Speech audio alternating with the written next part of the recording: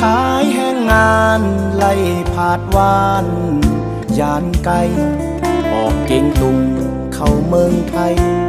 เอาโตเจอขายแลกเงินตุกยาบกะฮืออยู่กินเจอเฮอย่อยไหลตุงยอดเฮ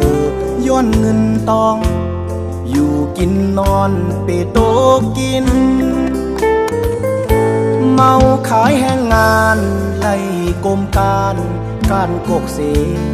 ยามลงลางอูไล่เฮ็ดโกยก็เฮอไล่เงินมาเล่งปากเล่งตองเล่งพี่น้องเปิ่มองไหลกินมีอยู่ไกลก็กุมมองเปิ่ก่อนนะน้องปีอ่อนหน่อยมาอยู่เมืองไทยจอเจออยู่ก็โตกินเปิ่แข่งอำหึงตาวายปอกขึ้นเก่งตุงเก็บออมเงินตองตาซื้อโคมมือฝากน้องปีหันหอบเงินเต็มทงมือย้อนถามน้องอย่าไปไว้โหขายแห้งกว่าแทงตึกมีเอ็นแห้งสู้อยู่ลมถอยเจอยังมีอยู่อ่านคัดเจอตาปุ่นต่างเฮินไล่ผาดเมืองมาอยู่โตกินนอเฮาบนเมืองไตปวนถึงวานเยินอำไลกาไลห้องเป็นเสียงเพลงความ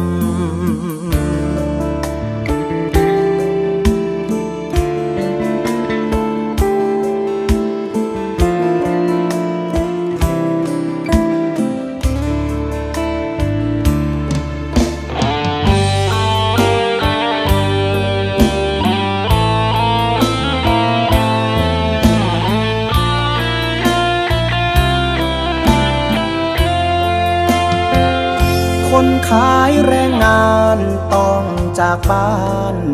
มาไกลจากเชียงตุงสู่เมืองไทย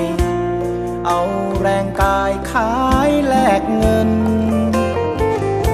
ลำบากแค่ไหนอดทนไปถึงเหนื่อยเหลือเกินหยดหยาดเหงื่อเพื่อแลกเงินสู้เผชิญกับโชคชะตาเร่ขายแรงงานต้องสมสารเรื่อยไปหนักหรือเบาก็สู้ไหวเพียงขอให้ได้เงินมาเพื่อปากเพื่อท้องเพื่อพี่น้องพ่อแม่คอยท่าถึงอยู่ไกลยังห่วงหารอหน่อยนะควันตาพี่ชายมาอยู่เมืองไทยสุขใจ